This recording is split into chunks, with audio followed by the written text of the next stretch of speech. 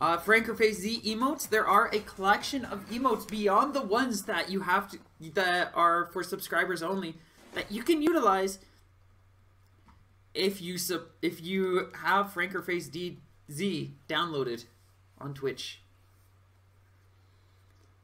Alright, starting things off, Iceman will be facing off against Shedy. First match being in Temple Grounds. Iceman going in with Lola Pop here. A Tri-Blast Parabola loadout. Shedy going in Toaster Slapamander. Two very hot and very consistent arms. Starting things off, both players just slowly building rush, neither really landing any serious blows, as both struggling to find their way in. Tries to go for the grab, but that's going to lead to an opportunity for Shedy to get that first hit. A second hit coming into Shedy's favor, now holding on to a light lead. Junior with a raid of 3. Hi! I didn't even know you streamed! Welcome, love! Oh gods, I peeked again. Heading back into the match, Shedy holding on to a pretty sizable lead here, especially after that toaster hit. Just continuing to get these really solid pokes, these phenomenal pressures. The rush going to come out. Iceman going to be able to connect 285. I think he missed out on the finishing touch of that Tri-Blast. And that's going to especially hurt him, as Shedy just going to continue to be in the advantage. I see no reason for Shedy to want to throw out that rush. Just continuing to try to play safely, play some nice pressure, gets that Slapamander, and that's going to cement it. Even with the stun grab for Iceman, that would not be enough.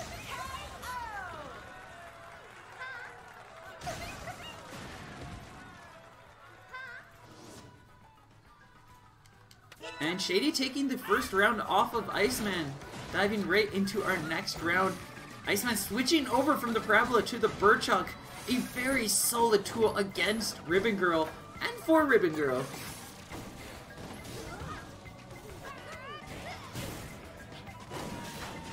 A quick blast knockdown.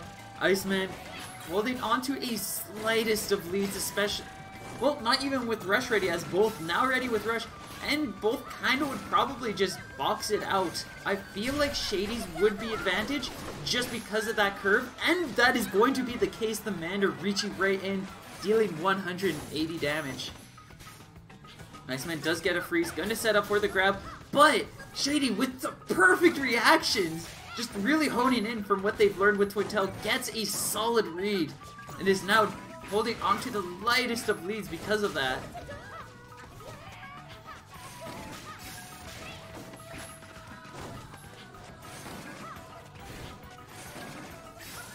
Shedy charging up a rush is just about ready, but is going to get quickly knocked down. Iceman just really utilizing this aerial movement.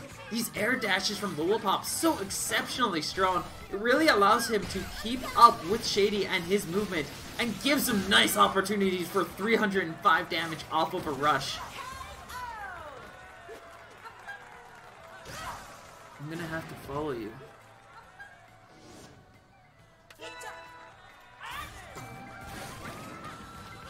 Diving into our next round. Looks like Shedy switched over from the Mander to the Tri-Bolt. It's a very mirrored match now. Both players just very close to each other in loadouts. Just slight adjustments. Toaster for Burchuk. Tri-Blast for Tri-Bolts. There's a good chance that whoever has height advantage will be the advantage fighter in any of these rush exchanges from here on. And starting things off, Shedy holding onto a light lead, just getting these nice pokes, these strong pressures, and just really utilizing that aerial advantage. Iceman trying to position themselves to bring things back, and finds a moment to go in for the rush, catching Shedy just off, and is going to land 280 damage.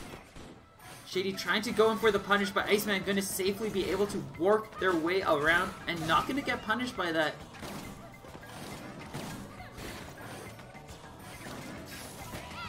Tries to go in for the grab. Iceman just keeping up this safe play, covering so much ground with that Burchuk, and Tri-Blast with just so much spread shot that it's really giving Shedy a difficult time to get in there and get some damage. Does get a quick hit, but it's off of a trade. And now Shedy potentially in a position where Rush might not even be enough. Especially after that disarm, that's going to be more than enough of an opportunity for Iceman to take the first round. What were you streaming? Let me see.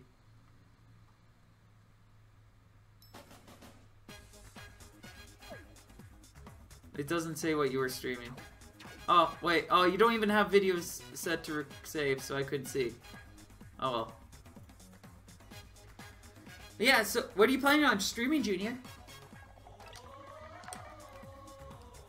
And if you'd like, you're more than welcome to drop a link to your channel if anybody wants to follow Junior and see what kind of videos he might be making later on.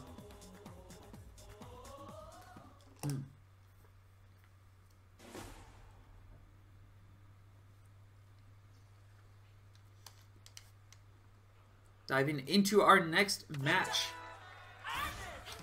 Both players gonna stick with their loadout. Shedy gonna go in with double toasters now, just looking to punch straight through Iceman's loadout and tools. I'm actually curious as to why Shedy chose to put that Mander away, as it was working out for them, arguably. I could see it still working out in some of these exchanges and setups. Something that I find really interesting with a lot of players is they don't want to commit to things.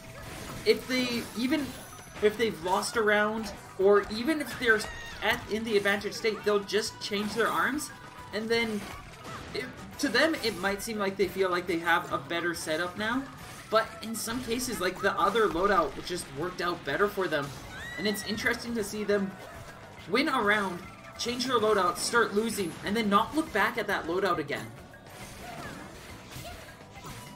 Or to potentially be winning very handily with a loadout, lose a single round, and then not switch back to it. Or avoid you trying to look back and try to reuse it and see if it was just maybe a fluke or anything on that regard. Like, experimentation is a very strong thing, but a lot of what brings these arms to their strongest state is just the understanding of how to use them and your movement. Iceman holding onto a light lead here, but it can quickly get taken away from this rush. You can see Iceman was very worried about it, but now there's not enough time for this rush to be able to KO.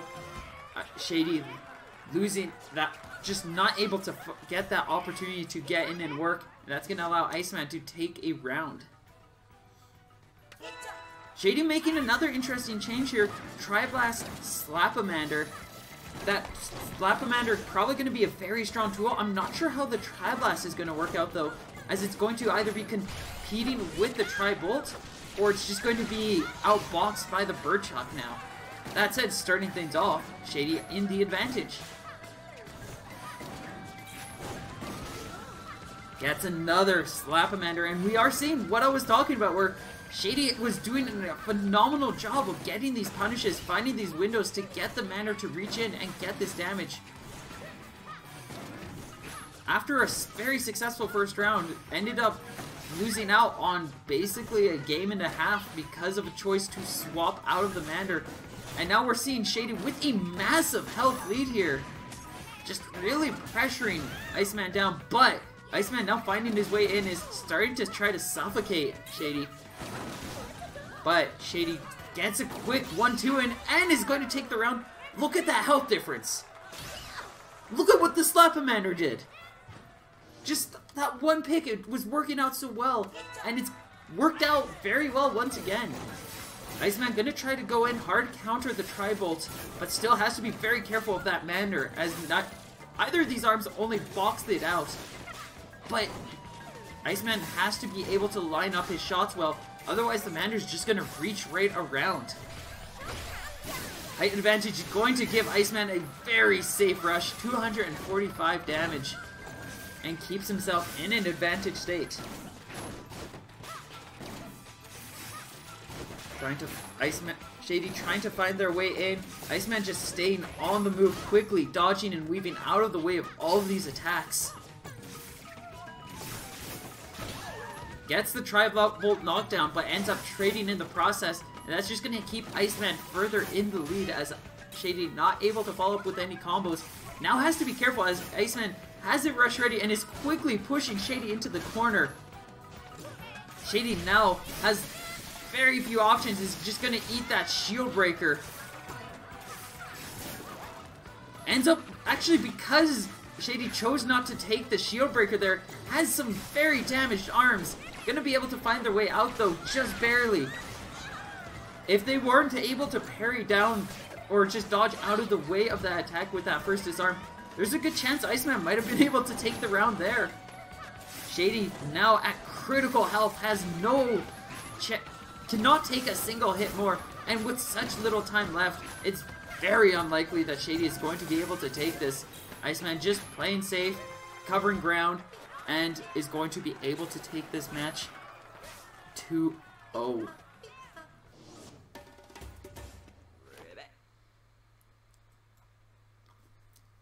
I feel like Shady could have actually had this, but the swap away from the Mander and then the swap back just so late in was just not enough to be able to make it work. That's gonna... And Iceman just able to capitalize on it in a way that just allows him to safely move on.